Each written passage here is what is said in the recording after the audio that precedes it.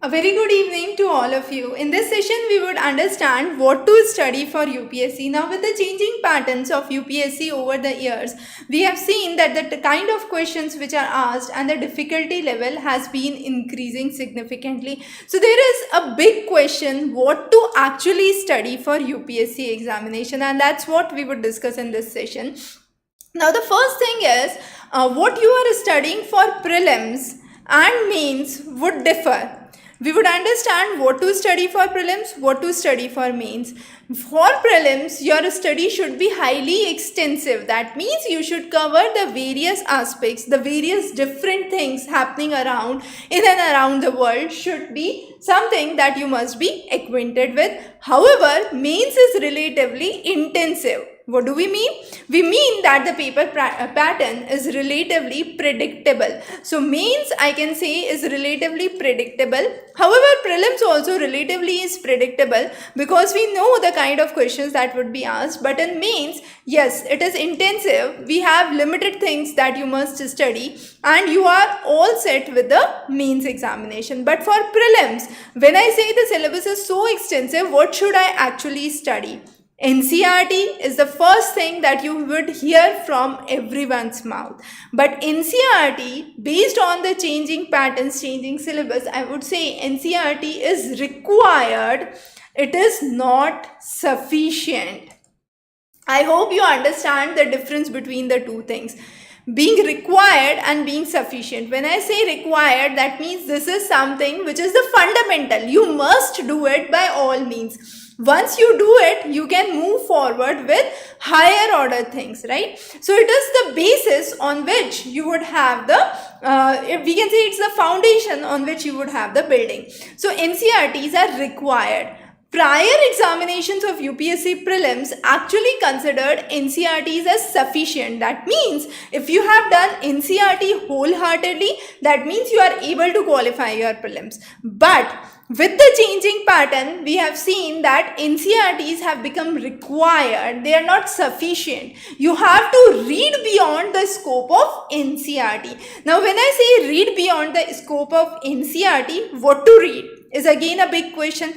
A lot of students rely on numerous sources, offline, online. Now, in most of the online sources, even from reputed places, I have seen that there is lot of synonym replacement. Now, this is an example of an extremely poor research ethics where simply the words are changed using Microsoft Word. Now, when this happens, the context become meaningless. I had taken one example in one of the lectures which I have taken on my channel separately. So you can just visit that channel separately and understand what I'm trying to say here.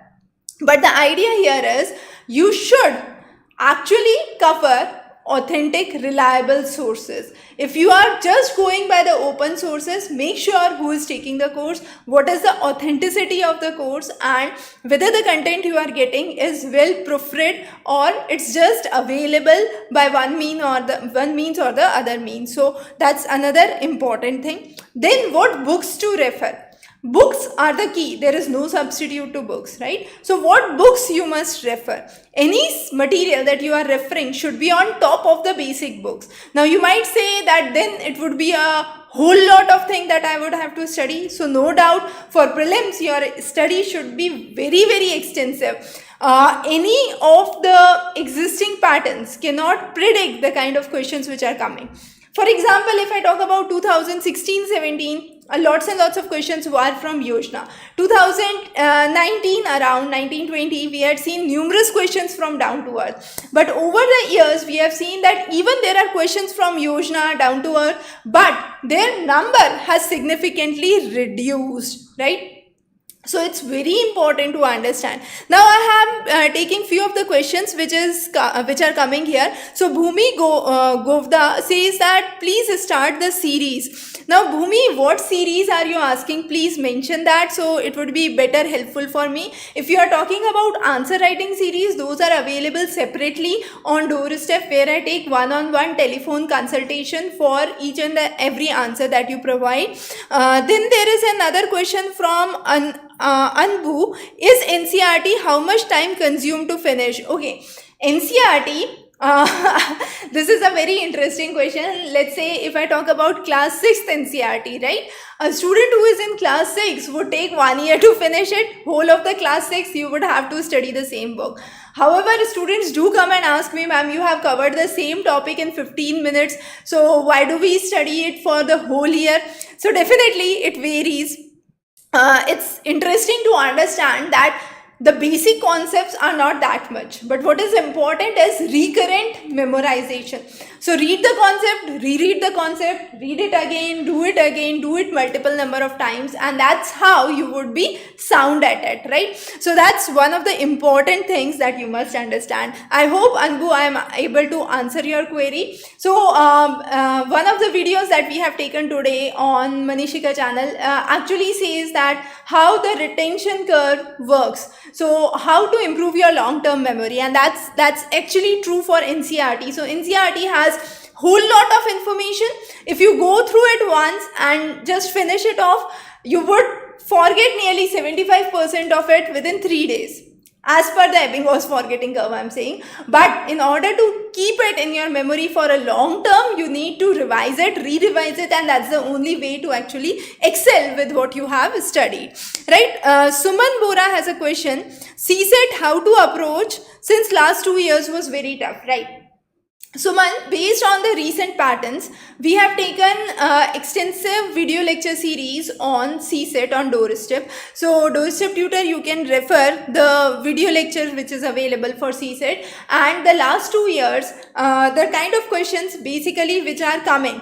The reading comprehension, the comprehensions are big. So firstly, it's time consuming. You have to increase your reading speed. The second important thing is a lot of questions from data sufficiency. So those questions are relatively simple. You don't need to do a lot of mathematics there. So basically the questions are of 10th level. Okay, the basic concept, let's say this time there was a question on divisibility. So the question was of 10th level.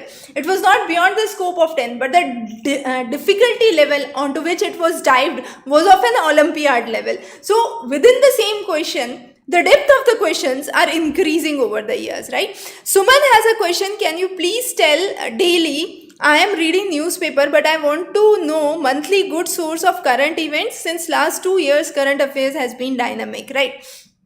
So, Suman, two important things. I would definitely recommend that monthly source, you can refer any of the sources, whatever source you are referring. Examrace also brings in the current affairs on the website free of charge, so you can refer that as well. But there is no substitute to newspaper. Don't stick to one newspaper. That's another finding from the recent prelims examination. Why I say so? Because there were questions directly from The Hindu this time, but there were also questions from Science Wire, from The Wire. So there are various online sources or newspaper sources, I would rather say, from where there are direct questions. Also, Vikaspedia, very, very important for new developments within India. The new policy guidelines changes, extremely important. Investopedia, an important source for economic glossary, we can say. So those are some of the things. Then Anushka has a question. Which subject we have to choose for UPSC? Now, Anushka, for prelims, it is just general studies, paper 1, which includes general studies, social studies, science, and the fundamentals of science and tech defense.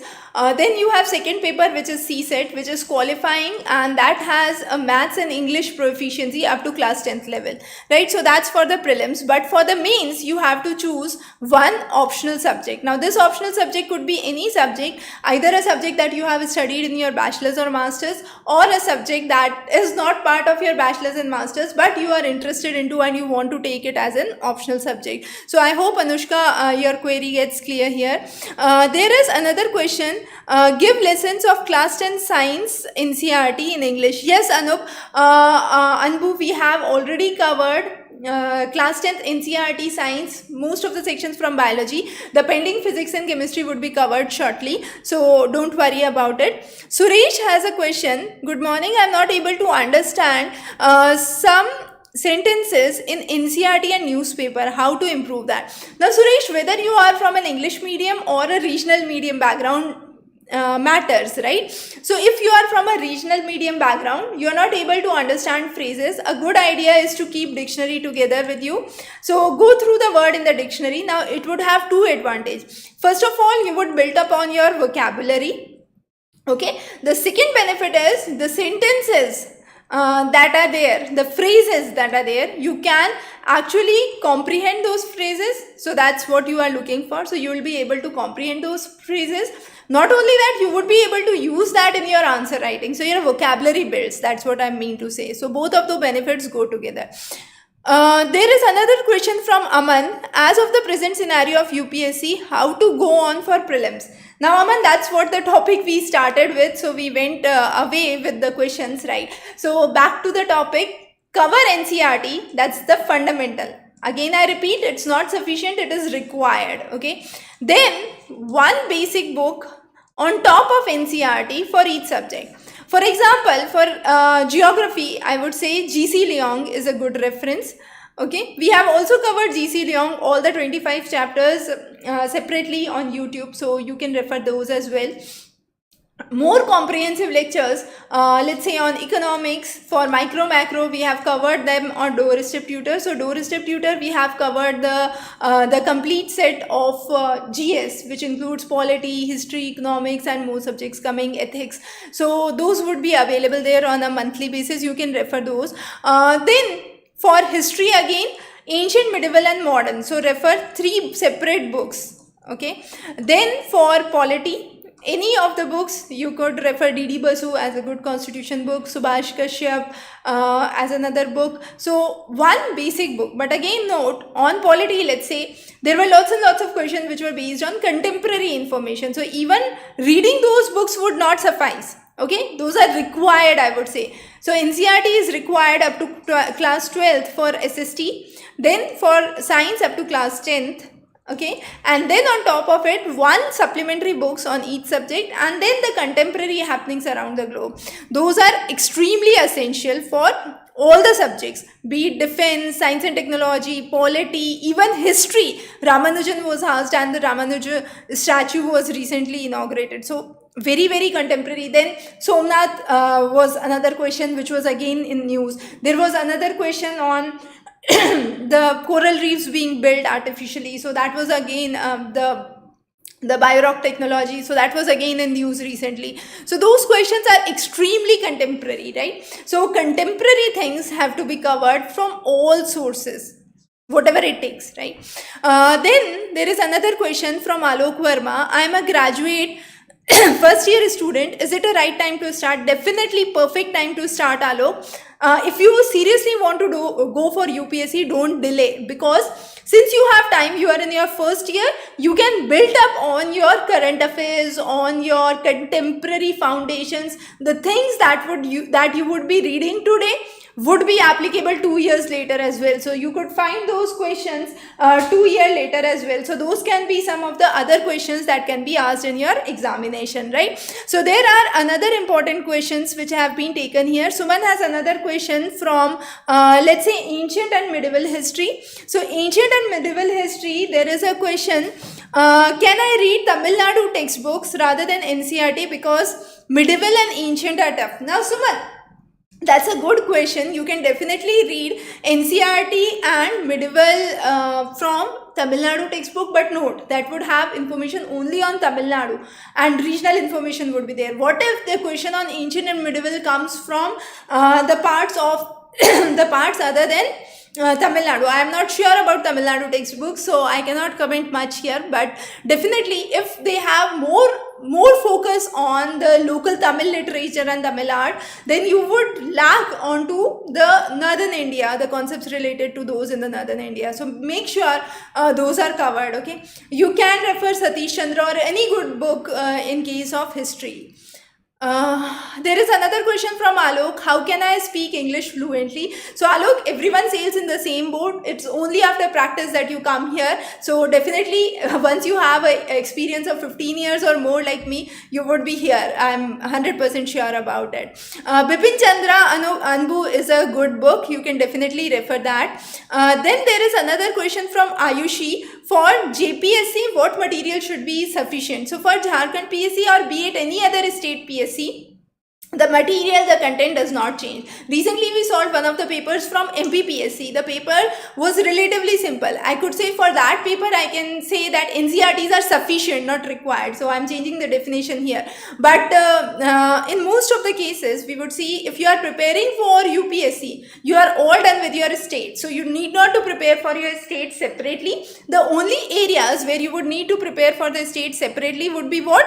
Those would be predominantly your state driven. So state driven areas, for example, geography of that state, history of that state, or if you have two optionals. So some states have two optional subjects for mains. Some states have just one optional subjects like UPSC. So that's the only difference, Ayushi, I believe you should take. Otherwise, what you are preparing for your UPSC would make you eligible and more than confident for all state PSCs. Aman has a question, how to tackle prelims from old question papers. Now prelims, I can say CSET can be tackled definitely from old question papers. For GS paper 1, you can just keep those as basis and try to understand what areas the questions were. Over the years, we have seen science and technology, defense are the sectors which have gained importance. Probably those would be the important sections for next year as well. So cover those carefully. Then there is a question from Vishal. मैंने 12th के बाद polytechnic करके गलती कर दी, first year graduation में हूँ, what can I do now? Okay Vishal, you can actually, do you want to go into UPSC? Then you should start with the preparation of UPSC. Okay, if not, and if you want to go into your graduation subject or go into private jobs, you should plan accordingly. Okay, and what is done, Vishal. I believe you should not go back and regret. You cannot change the things, but the only positive thing that you can think here is what I have read before probably would be helpful for me now. Okay, so that's the only thing. I learned some skills. That's the only takeaway you should have. If you go and regret, then definitely UPSC is not a good job for you. The reason being, UPSC requires patience. It requires I don't want that you should fail or anyone else among you should fail, but definitely it requires the ability to take failures, because it's a long process, it's a time consuming process, and it's a lengthy process. So you must have patience while you are preparing for UPSC. There is another question from Shivani. I have completed my MSc in physics. Should I go for NET or UPSC? Go for both simultaneously. Not much difference. If you are taking physics as one of the optionals, then you would be all done with your physics optional there. The only thing separate you would have to prepare is DS. But yes, you should keep your avenues open. If you have done your MSc in physics, there is no reason you should not go for NET examination. By all means, appear for your NET examination. Suman, definitely you can contact me directly. I am reachable at manishika.jain@mindspreadsolutions.com. You can also schedule a telephone call if you require. I am available to students on direct one-to-one telephonic conversation. You can contact our number 999-800-8851. I repeat, 999-800-8851. There is another question. Standard book which is required for JPSC. Ayushi, as I mentioned, there is no one standard book that you have to refer except NCERTs and the state geography, state history to be covered from state textbooks. So that's something that you would cover from the state books. Suresh has a question, ma'am, can I be able to take understand PSIR if I take coaching before? I don't know anything about GS. Suresh, I definitely as an individual do not recommend coaching culture. The reason being because you should be able to comprehend NCERTs, and if you are able to comprehend NCERT, you can read Lakshmikant or any other book for your political science. Political science newspapers are a wonderful source. So don't just invest lakhs of money. Rather, I would recommend go for self-study. Find good sources, take good books, take previous year question papers, solve solutions, video lectures, but by all means try to have a confidence in yourself, prepare by yourself. So even if you are taking a coaching, I put it in other words, you take a coaching for 6 months, right? And you give this attempt. In case you are not qualifying for this prelims, then your 6 months efforts are gone. You would have to re-begin everything for next year. Now, either there are two options. Either you take another coaching for 6 months, That would be a huge investment with lots of wastage of money. But if you don't, then what you would do? You would self-study. So it's good idea to put in self-study at the first priority and have a schedule. You can get a correct guidance, get a correct layout and prepare onto your own. I would definitely recommend. Even the toppers this year, if you see, many of those were students who have qualified by self-study. So there is no replacement to self-study. Even if you are joining coaching and you are not doing self-study, there is no point. Millions of people joining coaching institutes without any results, right? So not just for this exam, but for any exam, I would recommend. Ayushi, I have answered the Ayushi question, sorry. Sidhu has a question. Is it correct to read newspaper from now? Should I start reading after completing NCERT? Now, Sidhu, there is no relation between reading newspapers and doing NCERTs. It is just like you ask me, shall I give my exams after reading my textbooks or after having my lunch? So there is actually no relation. Both of the things would work independently. You would have to cover your NCERTs and at the same time you would have to also do your newspaper reading. So newspaper, when you are reading simultaneously, you would get things into track.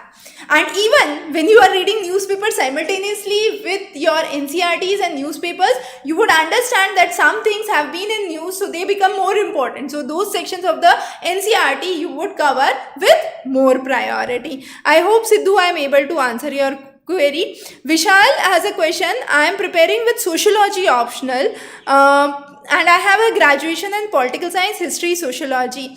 Yes, you can definitely go ahead. That's a perfect thing that you are doing. I believe there is no issue. You should not take one of the subjects of your graduation. I definitely recommend, by all means, if you have done a graduation or post-graduation in a subject and you want to take that as an optional, that's the most preferred thing for your optional. There is no substitute to it, right? Then there is another question from Ramesh. Which app should we prefer for entire UPSC ebooks? Now, UPSC ebooks means you are asking about the physical books that I am naming. I would recommend you go get those books physically as well. Okay, but the most important thing is for UPSC, let's say on doorstep we are providing the material. I'm not acquainted about other platforms, so I cannot comment about it. But yes, what we are providing, we have reviewed it through thoroughly. So we definitely know you are getting a right and quality content with correct information and authentic information. Other sources I am not aware about, so better you get in touch with someone else. Krupanand has a question. Please take a second to respond.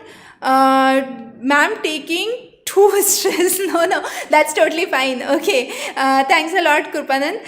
There is another question from Ramadhu asking about how to make notes from standard books. A very good question, Ramadhu. From standard books, I usually recommend two techniques. One is you can have the book. If it is a good reference book, in the book itself, you can keep the remaining sections where you can jot down the important points, right? You can mention the important points 1, 2, 3, highlight it within the book. That's one way of doing it. But if you think you would pile up with many books, a good idea is to take down notes. But notes again should not be taken for everything. Those things that you are confident with, you know that these are in my long-term memory, don't go with those. Go with the things that you feel I have read today. This is for the first time, I might forget it. This is a very important concept. Probably I'll not be able to retain it till the exam. Only those things should be taken for a note in a separate notebook. The reason being, if you don't do that, you will pile up with your notes as well. So there would be two piles. One pile of your book, one pile of your notes. And towards the end, everything would come haphazard. So don't do that, right? Extremely important. There is another question from Alok. If I start speaking English in my village, everyone makes fun of me. Alok, please don't think about what others think about you. Okay, you do what you feel is the best and what takes you to a right instance. If you are not able to speak English in your village, try to speak English with probably your friends or a limited segment of society. It's not required that you speak with everyone. You can select few of those who are comfortable with it and who actually want to improve you. Okay, try to speak English only with those few and devote more time there, so you would be able to have better results. Don't think about what people would say. If you go by that stance, then there is no end, because probably if you don't qualify, what would people say? If you qualify, what would people say? So there is that people word has no end. Okay, they will always comment. They have a job of commenting. So if you do something, they'll comment. If you don't do something, they'll definitely comment. If you do something good, they would comment for sure. If you don't do something good, then they would comment for sure. So there is no way out. So keep doing what makes you good. Okay, Vishal has a question. क्या हम toppers के notes में अपने कुछ points update करके अपने notes बनाएं? Definitely no. This is something I would never recommend. A lot of students come and say I have referred that toppers notes. What is this toppers notes? Either refer a standard book, a standard source, because the person who is creating the notes is creating based on their knowledge. Okay, if I feel I am weak in a subject, I'll focus only on that topic. The other topics which I am strong at, why will I create a lot of notes about it? And that's the same thing I told you here. Okay, create notes only on the topic you feel that goes into your short-term memory, not the long-term memory. So the same would happen there as well. Then what you should do? Okay, so you should actually go for good books, good reference material, good study material. Probably if it takes, if you're not able to understand the concept, you can go for video lectures, which you can go do on your own pace. That's another good option. Try to read the content nicely. If you are finding that the books I am referring do not have sufficient information, refer a source and see that all those points are covered. Okay, you can refer a specific study material and see all those points are covered or not. Asif has a question. Where can we find PSIR optional on your YouTube channel? So Asif, it is available on our channel Test Prep. So there is another channel for us which is Test Prep on YouTube. On Test Prep channel, we have covered numerous videos for political science. You can refer that. But our complete course on political science optional is available on doorsteptutor.com. So on the website itself, under the IAS section, we have covered the complete video lectures for PSIR optional, the political science optional. Okay, Vishal has a question. We get an idea from the notes of toppers what to study. What to study is already given in the syllabus, so that's the best thing you should do. Now note, I give you a very simple example. I think back in 2017 or 18, there was one of the students who was among the first 3, and she had taken geography as an option, had been one of my students. Now, she was actually from an engineering background. She studied geography probably for just 3 months. And during the last 5 days, closer to the examination, I had a constant conversation with her. I don't want to disclose the name rather, but the idea was I had a constant conversation with her, and she was constantly asking me about the solutions for the previous questions, right? Now, a person, you understand, who has studied the subject of geography only for 3 months, even if that person has created notes and has circulated that or has provided it to you, do you think those would be worth? Because that person does not know the foundations of the subject. So that preparation is too much targeted. As I said, mains is intensive. So you know, based on the previous year papers, these questions are for sure. So even if I prepare these kind of questions, I would have at least these many marks in the examination. So it's more about a strategic study. Okay, how strategically you are studying for mains. So definitely this is something I don't agree with you, but still that's your call. You should definitely think what you feel is best. So if you feel that you get an idea what to study, definitely go for a topper's note. If you feel that you get an idea what to study from the syllabus, go for the syllabus. So it's totally your call. Abhishek Arjun has a question. Tell about the importance of atlas, how to memorize it. Atlas is important. Don't miss a single line from the atlas. Read each and every line from the atlas. I don't mean read each and every line from the atlas. Actually, read every or go through any place that comes into the news into the atlas, and that's the best way to memorize it. So over the period of 1 year, you will be done with your atlas. That's the best thing. Okay, so I hope that's all for today. We are running short of the time. So we'll meet again next Saturday. Till then, wish you very good luck. And the remaining questions from Ramesh, Kiran, and others, I'll definitely take in the next session on Saturday when we'll be meeting live. Wish you very good luck for your preparation. Stay tuned, and you can definitely contact me personally, as Suman had asked. You can give us a message on 999-800-8851, and we can have a talk for one-on-one consultation. Wish you very good luck. Have a wonderful evening ahead.